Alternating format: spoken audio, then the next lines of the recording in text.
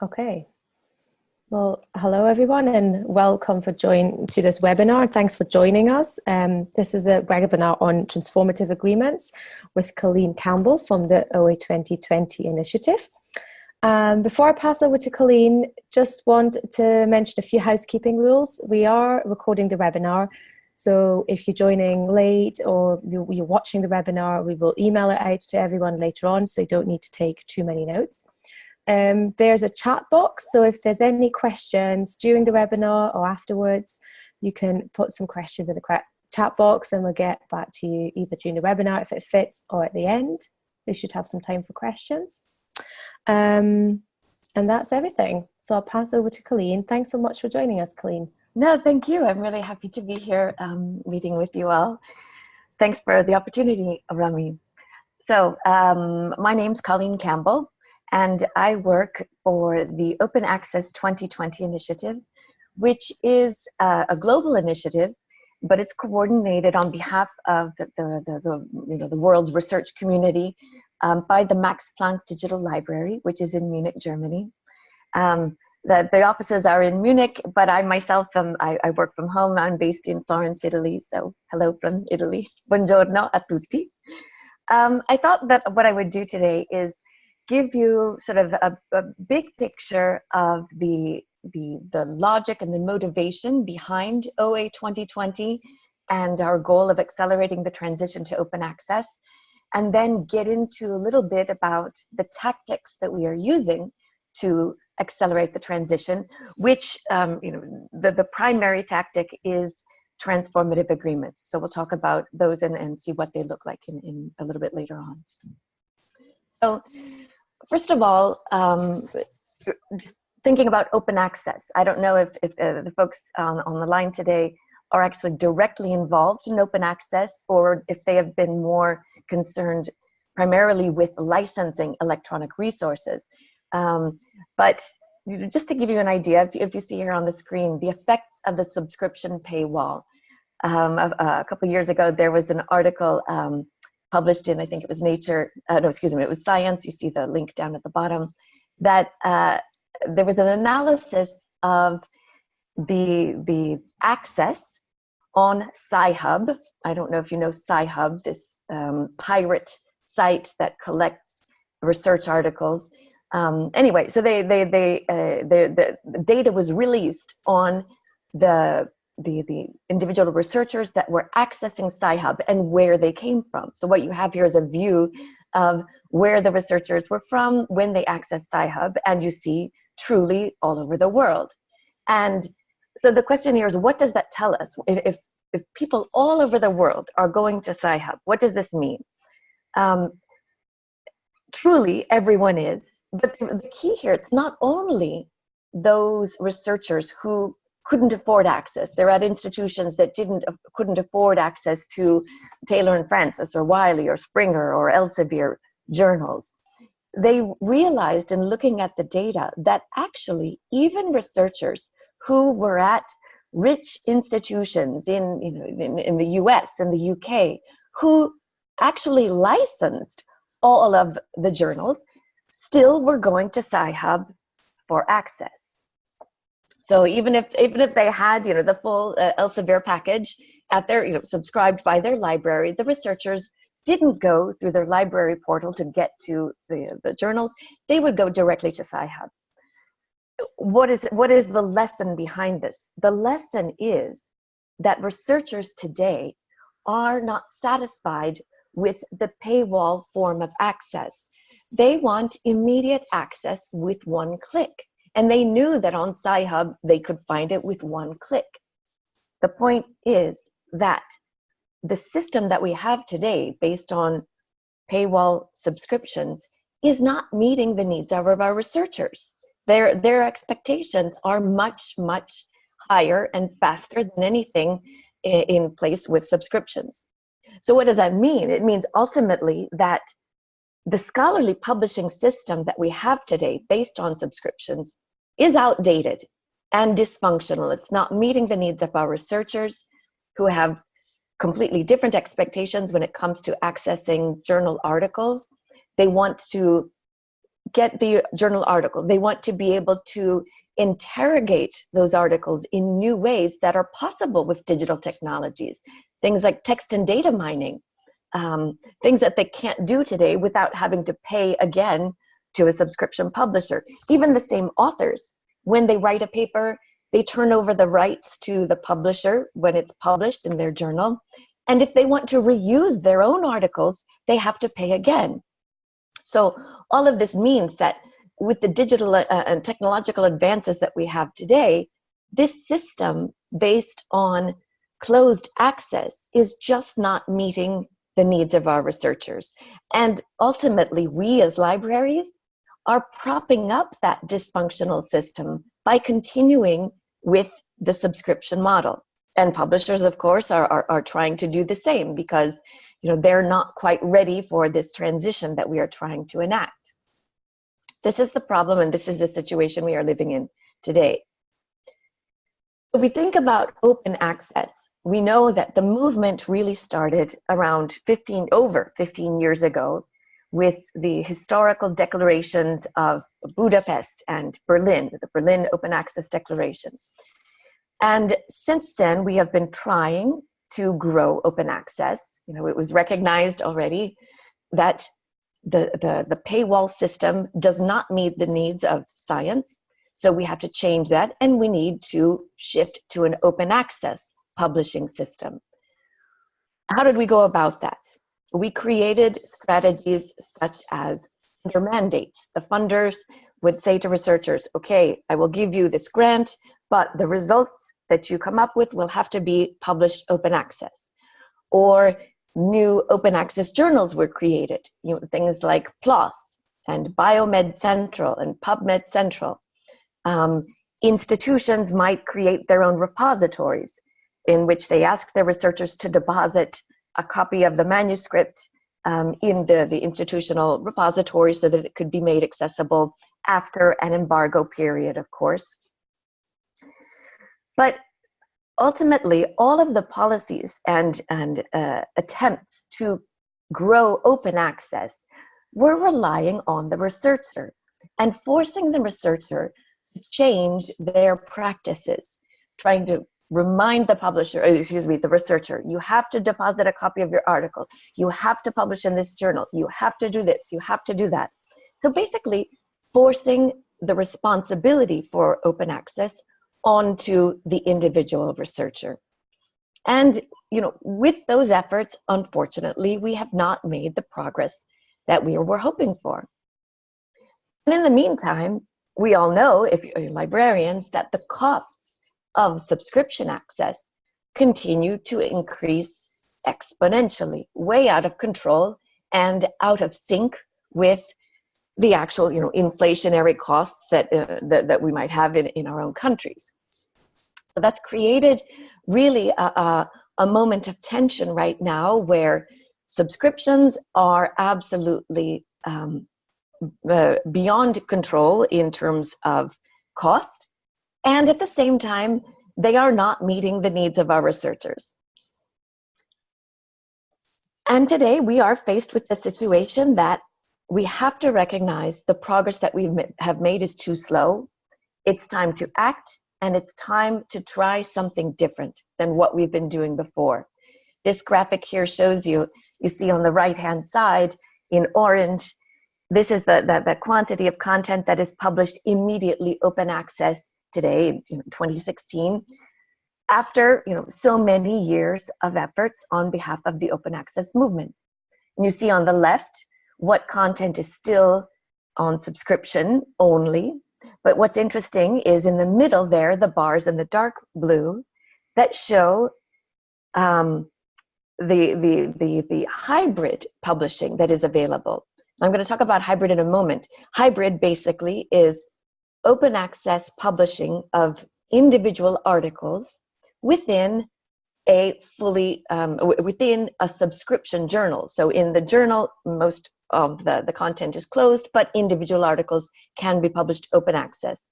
Now, why is this a problem? We see this as growing, right? It's actually what has grown most dynamically, and you see when you compare above 2012 to below 2016. it's growing dynamically, but what this actually means is more cost to our institutions. Because on one hand, we continue to pay for subscriptions, and those costs are only increasing. But the hybrid publishing option, which will allow researchers to publish their articles open access, most likely because they have an open access mandate from their funder.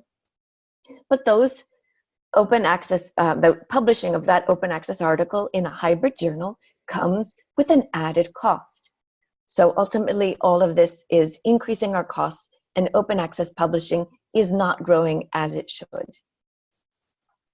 So what OA 2020 stopped to consider, and I'll show you how in just a moment, is if we want to achieve open access on a large scale, we need to try a new approach and think about ways not of forcing the researcher to go to open access, but ways to deliver open access to our researchers.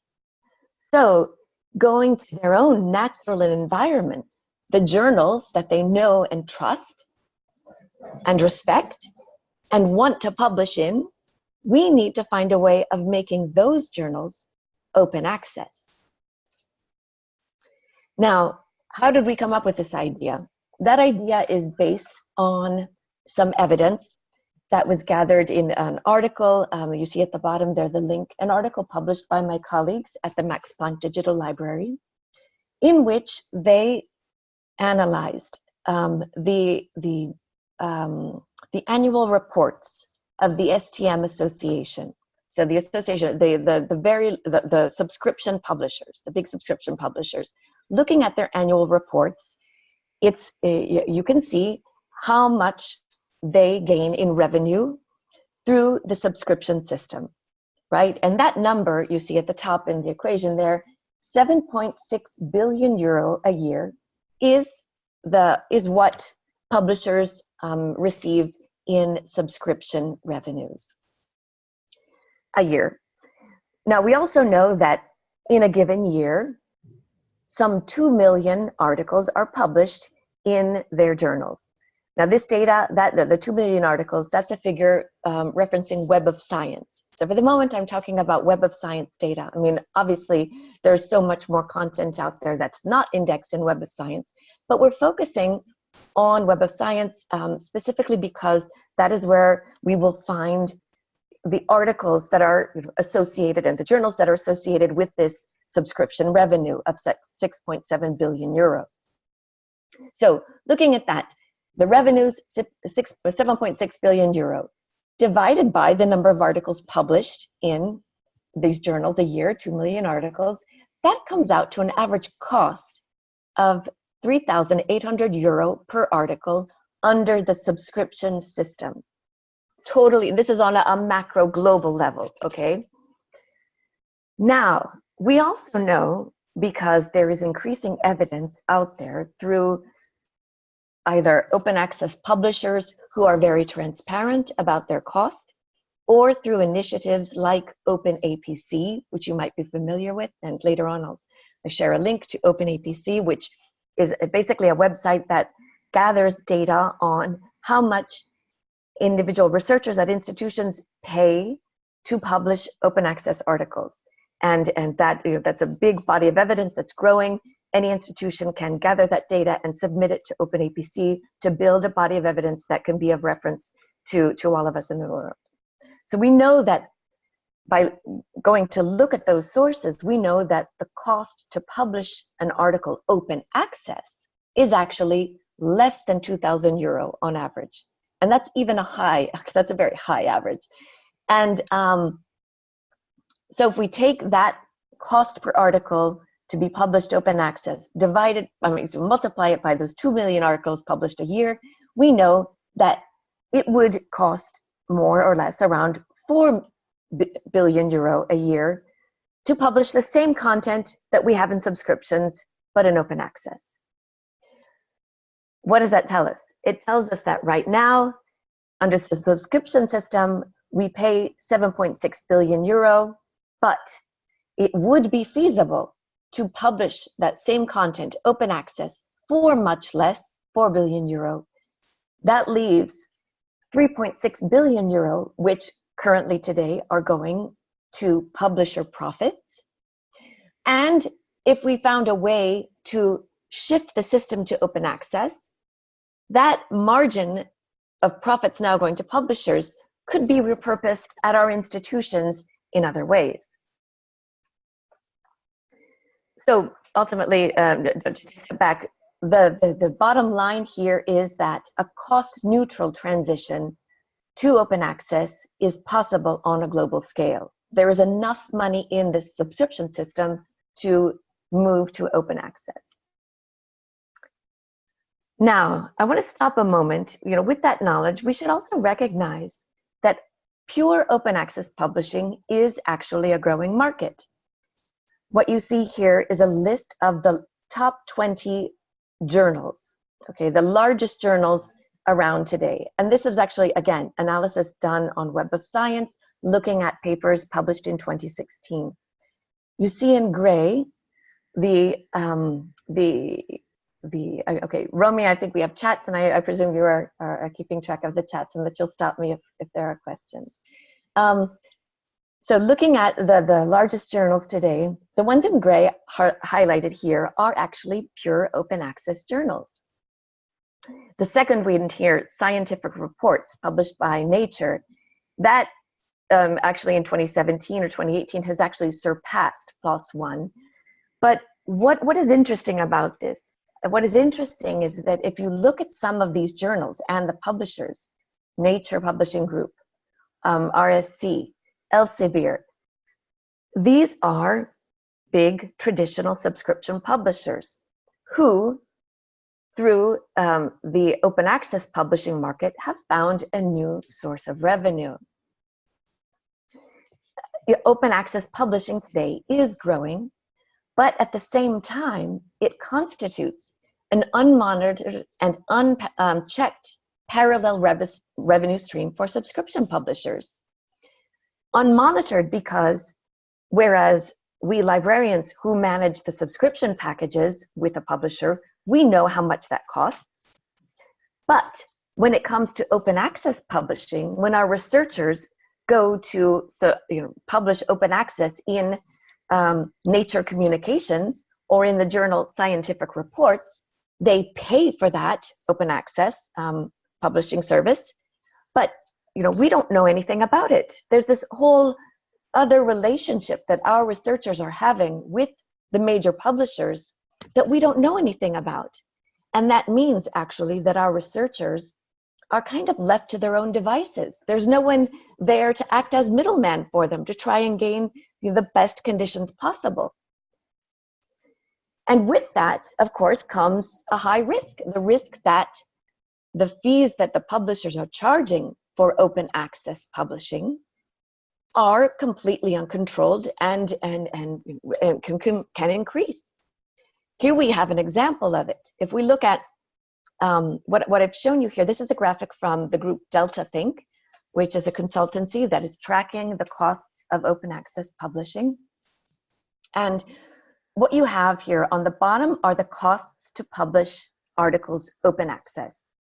And on the left, the SNP, the source normalized impact per paper. So this, the higher the number here, the indicator, the higher the quality, theoretically, of the paper in this journal.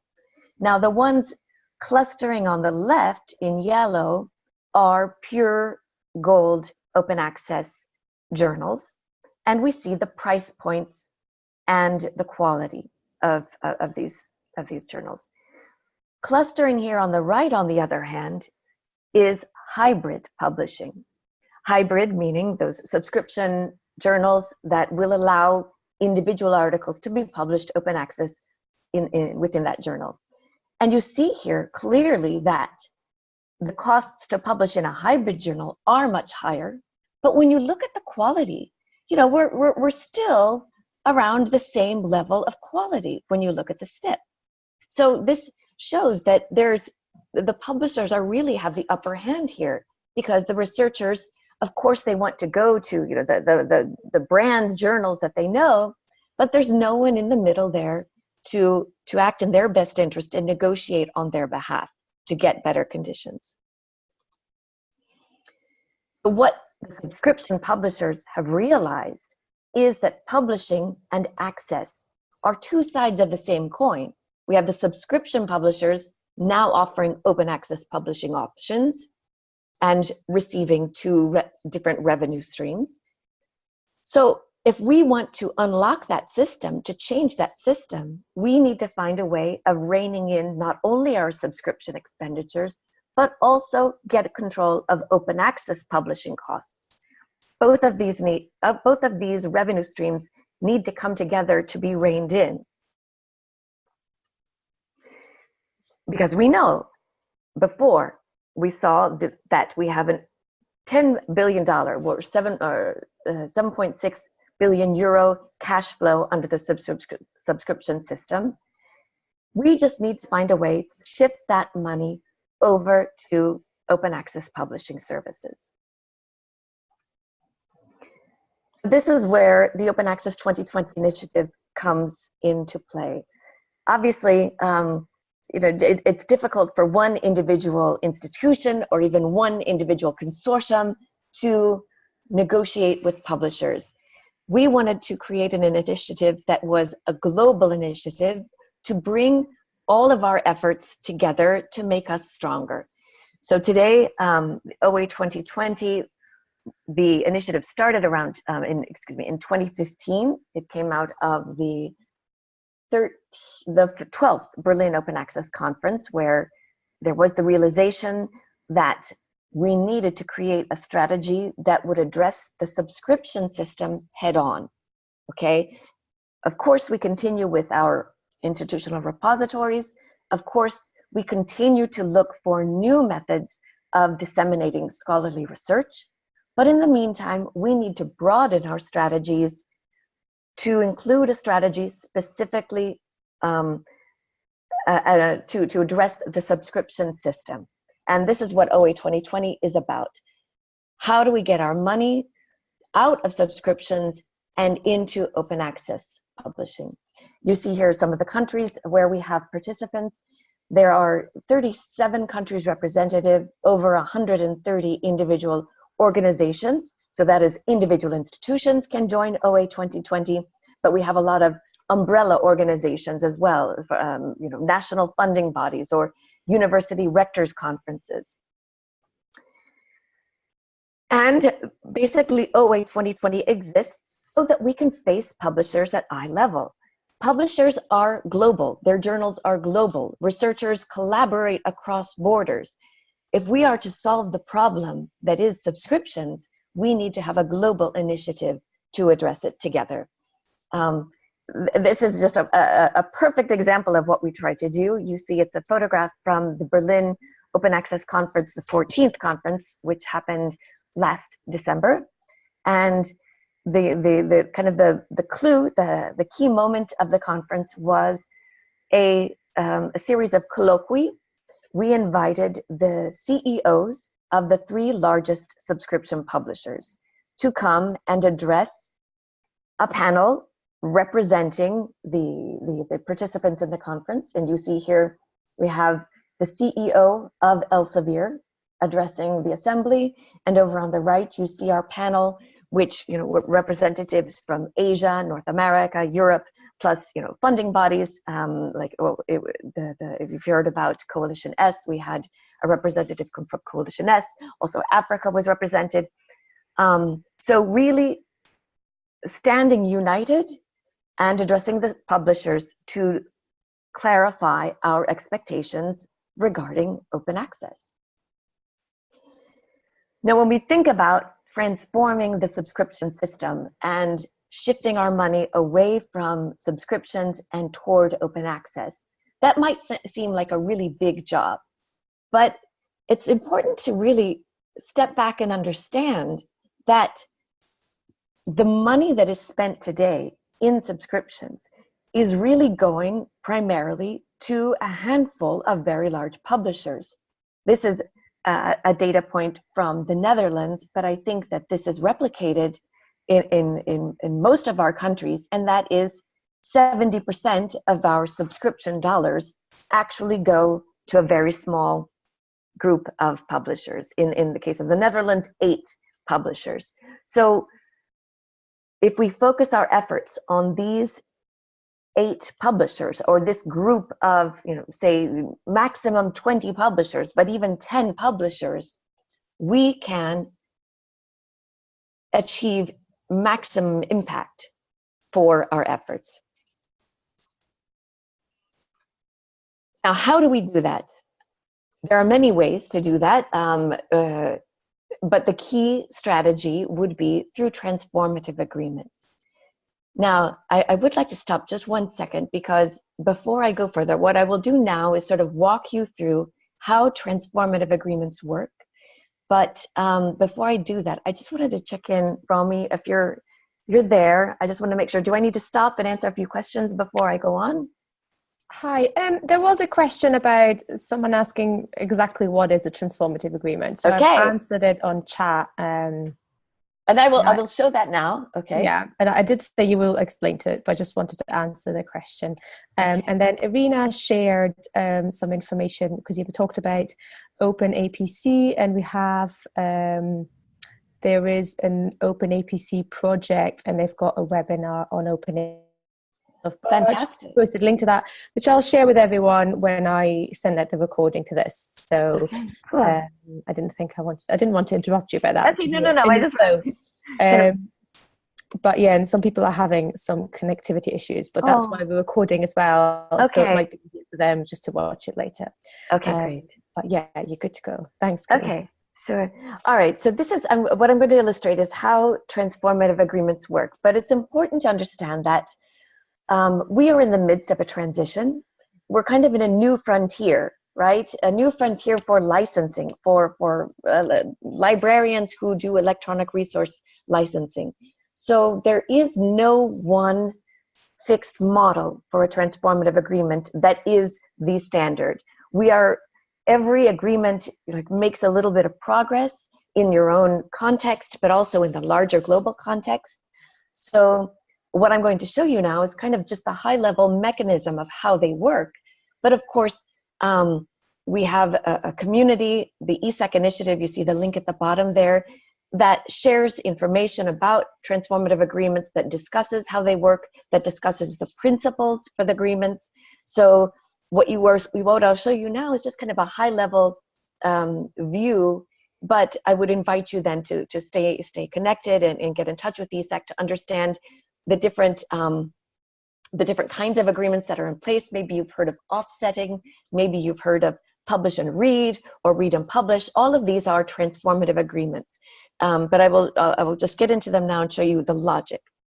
So let's step back a moment. If you've been around like I have for the past 20 years, you will recall a time when we moved from individual journal subscriptions into a big deal package.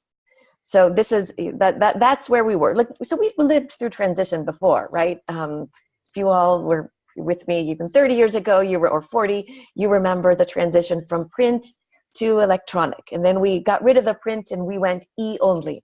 Then after that, we took those individual journals and we transitioned into a big deal. And so that's kind of the regime that we are working under right now. Well, we saw before that open access publishing is growing through hybrid publishing, or through publishers, subscription publishers that have open access journals.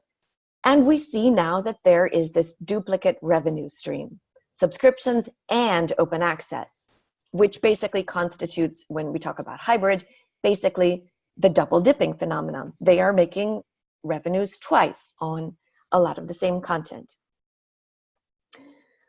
So the idea of a transformative agreement is to get control of the hybrid cost. So one agreement that takes subscription access and open access publishing together, brings those two things together.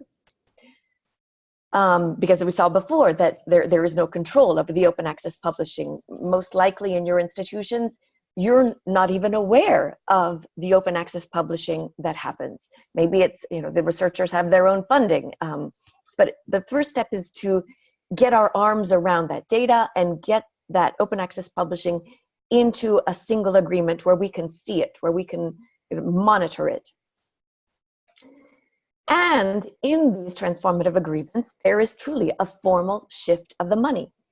We say the money that we will pay is going to go, for the most part, toward open access publishing.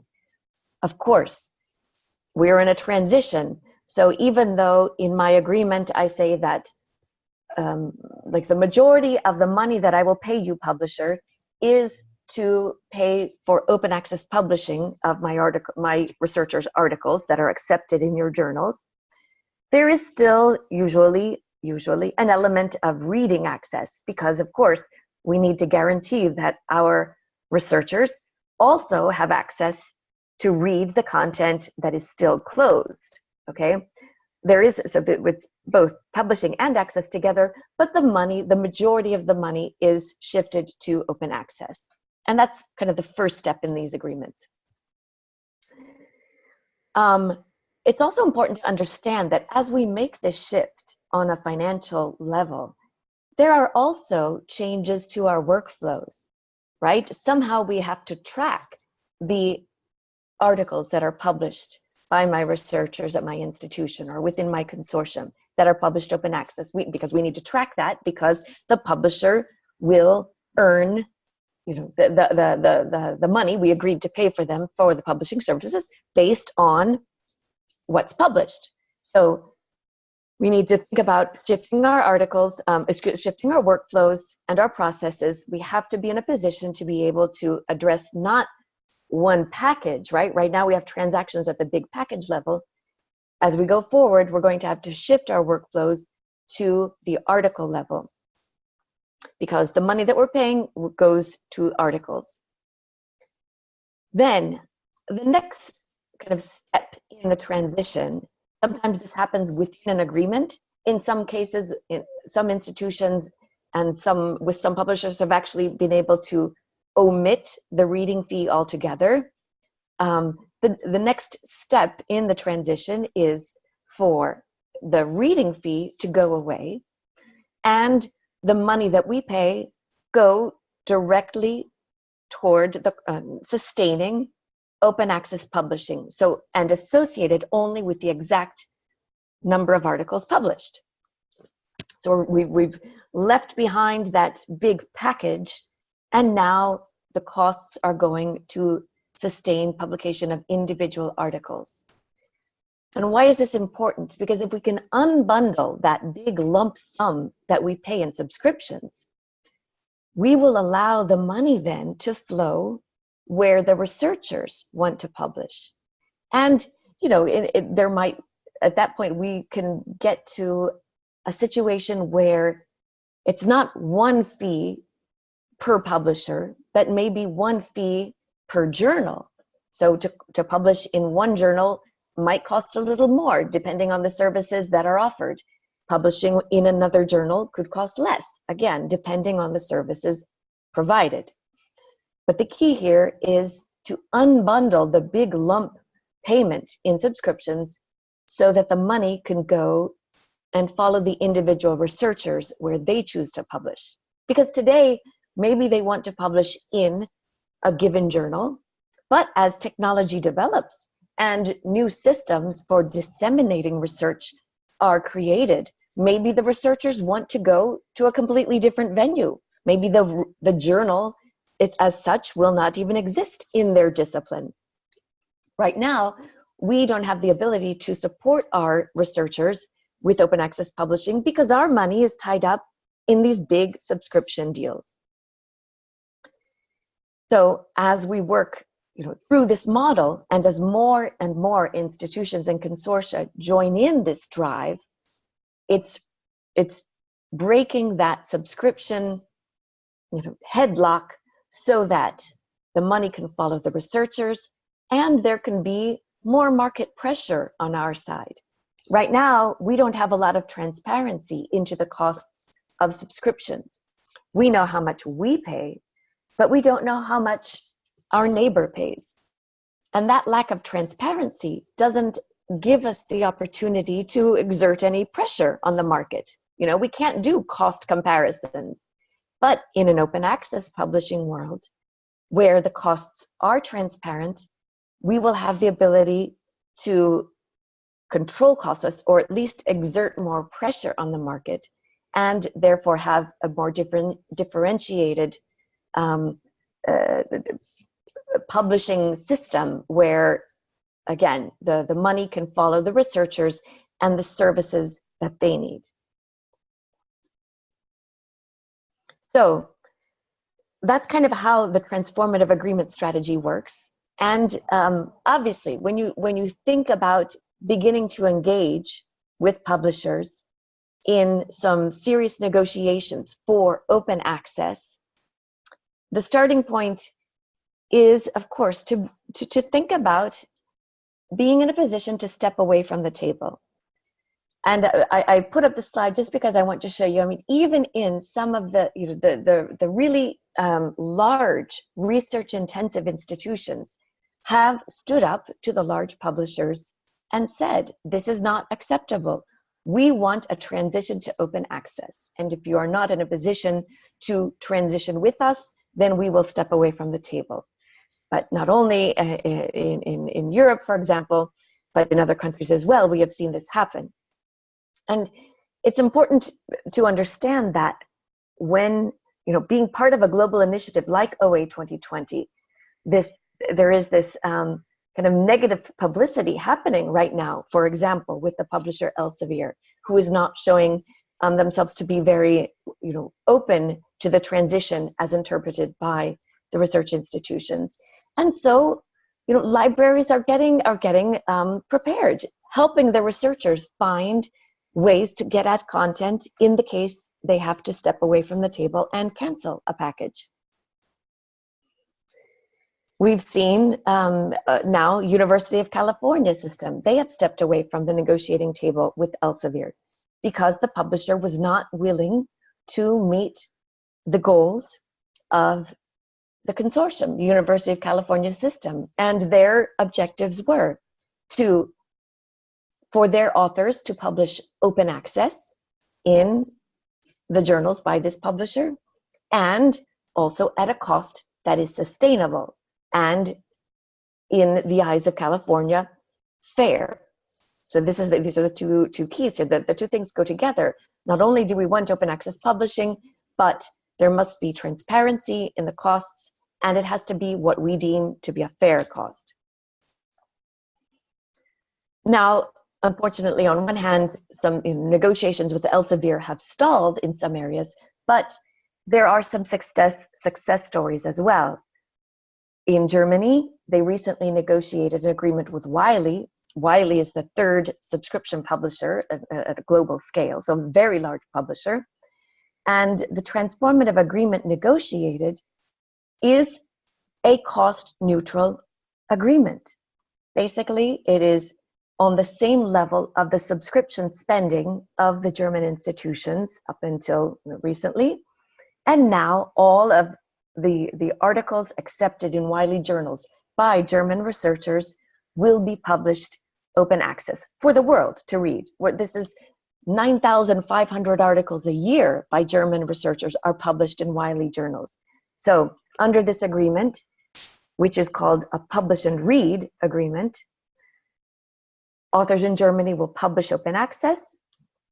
The costs will be sustained by the libraries, and the libraries are using the funds that they used to pay in subscriptions. And of course, at the same time, there is a reading component because, of course, the researchers still need access to the content behind the paywall. And so it's a combination for the moment, open access publishing and reading access. It's not just in Germany or in the the rich northern countries. It is also, we have Hungary. Hungary had a wonderful success and has also an agreement with Wiley, an open access agreement to enable the researchers in Hungary to publish open access. Similarly, they have an agreement with Springer Nature, and also in trying to achieve their open access goals with Elsevier, they have had to step away from the table as well and canceled their agreement with Elsevier. Now, I said before, we have, the OA2020 is a global alliance, and we are working together and we are sharing best practices and insights to help each other create individual roadmaps to advance on our goals for open access. And now we have the news that the funders similarly want to adopt tactics to really address the subscription system. So I'm sure you've heard of Plan S and Coalition S. From where I sit at OA2020, we view this as a really important alignment, because on one hand we have OA2020, which are research performing organizations, institutions, and we are trying to remove our money from the subscription system, right? At the same time, we have now Plan S, and there again, the objective is to remove money from the hybrid system of publishing, because hybrid, it has not proven to be a good strategy to grow open access. It's only proven a secondary revenue stream for publishers. So basically, Plan S simply corrects that situation. It is taking money out of hybrid spending to drive the researchers to open access publishing venues. But of course, Plan S does allow for hybrid publishing under a transformative agreement. So one of the ways to comply with Plan S is if an institution has a transformative agreement in place, one that gets control over hybrid spending and is a transitional step toward a fully open access future, this is a way to be compliant. So in a way, it's kind of an invitation for institutions and consortia to step up, demand transformative agreements with publishers so that your authors can continue to publish in the journals they want and be compliant with Plan S. So these transformative agreements that take subscription money and shift it to open access, those are transitional and temporary models. They are not meant to be the new normal. They are a transitional model, but the question is, everyone asks, how long will this transition last? But the point is, that actually depends on us. The more institutions and consortia that negotiate transformative agreements, the faster we will achieve that goal. So it's an invitation to you to think about transformative agreements and begin to ask for such agreements with your publishers. Obviously, to do that, there's preparation work to be done, but at OA2020 and my colleagues at the ESEC initiative, they are absolutely willing to help you think about how to prepare. And it's important to remember the outcome of the 14th Berlin Open Access Conference that I mentioned earlier, that happened just last December. At that conference, we had representatives, high-level representatives from the national funding councils, from the university rectors' conferences, in many cases government agencies, from ministries of education or innovation and research, were present at this conference. And together they came up with their shared principles in this final statement to the conference. And what they affirmed is, written right here, we are all together committed to our authors retaining their copyrights. We don't want our authors to have to sign away copyright to the publishers when their articles are published. We are committed to complete and immediate open access, and we're committed to accelerating the progress of open access through transformative agreements that are temporary and transitional, with the idea of shifting to full open access literally in a few years. But it's also important to state that the agreements should, at least initially, be cost neutral. What does this mean? It means that For Germany, cost neutral is on one level because Germany comes from a certain level of subscription spending. Another country will come in with a different current level of subscription spending. And we all agreed in Berlin, and we said this to the major publishers who came, I mentioned, that the transition should be cost neutral. So what I, in my country, spend on subscriptions should be enough to publish open access. So that is our starting point, and that is where we will sort of map out how we think this transition can happen through our publisher negotiations. So here I'm at my conclusion. What is it that I would invite you to think about? What is it that librarians can do? First of all, you can sign the OA2020 expression of interest in the large-scale implementation of open access to scholarly journals. I showed before the world map with highlighted the participants. By signing the expression of interest, you can read it. It states quite simply that you would make your best effort to transition what you spend in subscriptions to open access. So it's a non-binding sort of declaration, but at the same time, it is a signal to publishers that, yes, I am part of this global movement. So you have to consider me on the same level as of the other participants of OA2020. Like, being part of OA2020 gives you that leverage of being part of a global initiative to address the global publishers. I would invite you to, we have a listserv. I would invite you to sort of get involved. You can see on our website some ideas for articles that you could read, how you can be in touch with other people in the group to inform your own strategies as you want to think about it. Yeah, I'm glad to hear that there's going to be a webinar on article processing charges. Yes, go have a look at Open APC and think about ways. For example, I know university, they wanted to get their arms around how much their researchers were paying to publish open access, and they did that by creating a fund code so that they would be able to track that amount of money.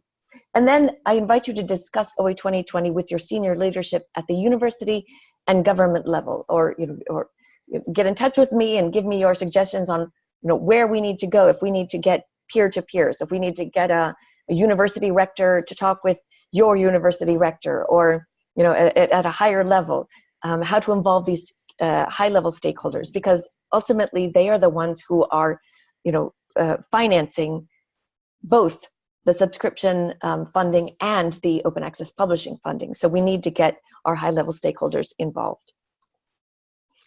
And here will remain as well. Here are some resources.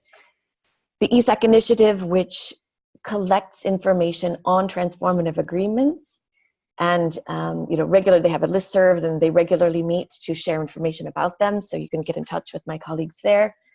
Open APC, OA2020, and also we have a listserv. So if you want to join the listserv, just to post questions to the community, or even share your own insights and success stories, or queries, that you're absolutely invited to do that. So just a final note, the idea here is that we need to align our strategies. We need to be part of a global initiative if we want to really address the global subscription system. And the key is we have to find a way to get the money currently locked in subscriptions flowing out to where our researchers want to publish, and not simply to publishers. Okay, so I'm done.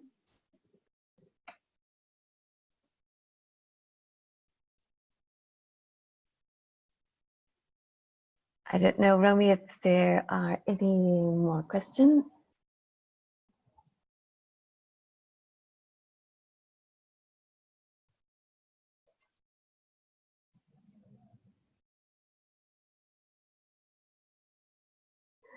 Is there any opportunity? I'm not hearing Romy, so I'm just going to answer this. I see, is there any opportunity for continuous learning for junior librarians? Basically, I think, webinars such as this, we are happy to have them at any point in time. Both OA2020 and the ESEC initiative do regularly hold webinars and workshops. So if you want something customized, all you have to do is let me know. We can put you in touch with other librarians, and we're happy to create the learning opportunities that are that anyone needs. That's what OA2020 is all about. It's about advocacy and outreach, engagement, and education.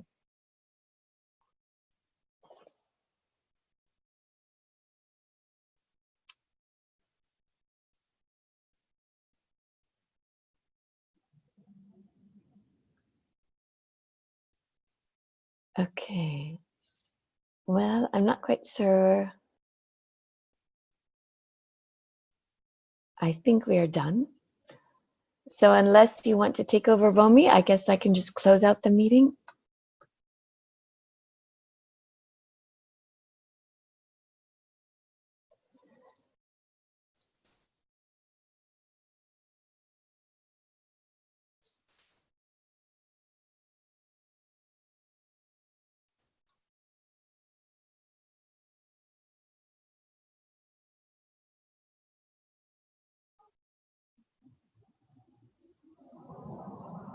Okay, gotcha. Thank you. I will close the meeting. Thank you, everyone. If you have any follow-up questions through Romy or through the OA2020 website, please get in touch, and I'm happy to keep the conversation going. So thanks a lot. Have a great day.